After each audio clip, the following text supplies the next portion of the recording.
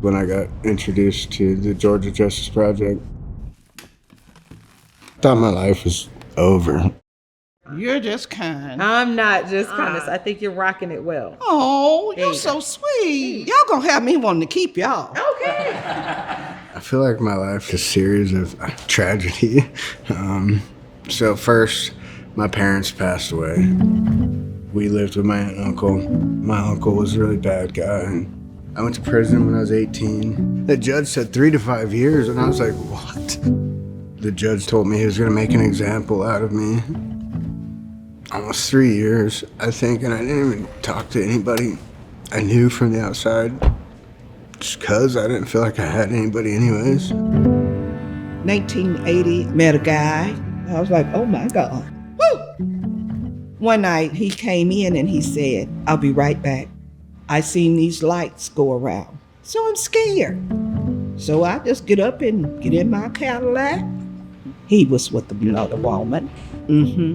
Couldn't have been going no more than 5 miles. But I bumped him. That's when it became a felony. I got out, didn't have the money or didn't have the job or like anything really, and I got arrested again. It gets worse every time, you know? I was just like at a point in my life to where I didn't really care anymore, you know? Cost me jobs, cost me my home, cost me my livelihood. They didn't bother to talk to me. They just seen it on my record and said, that's it.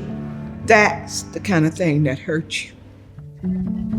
I just remember praying, like, help me stop.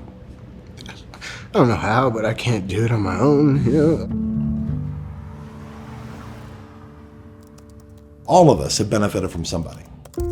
Somewhere along the way, somebody did something, whether we see it or not, to make our lives different and better. In America, about 100 million people have a criminal record. What happens too often is any of those marks kind of remain on your jacket and remain on your sleeve forever. Oh, you were convicted of a felony. That's who you are.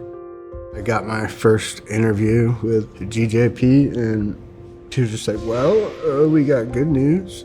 We've decided to take your case, and I don't know, I felt like I broke down.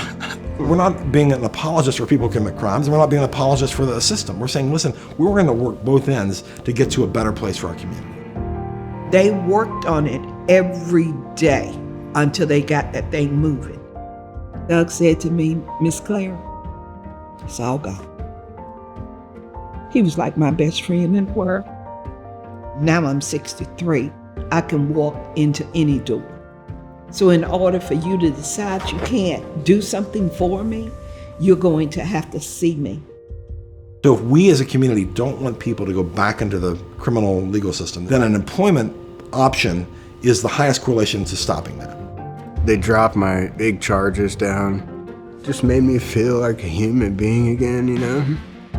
To really help people like Karl to go from a place where they might have come back in and out of the system. And we know employment is central to that. It's a cool job, it's fun. We do details, ceramic coatings. This was from painting yesterday, sorry. This is as clean as I could get today. I told Rachel, I'm sorry. I do understand what it is when people need a second chance, and that was my case.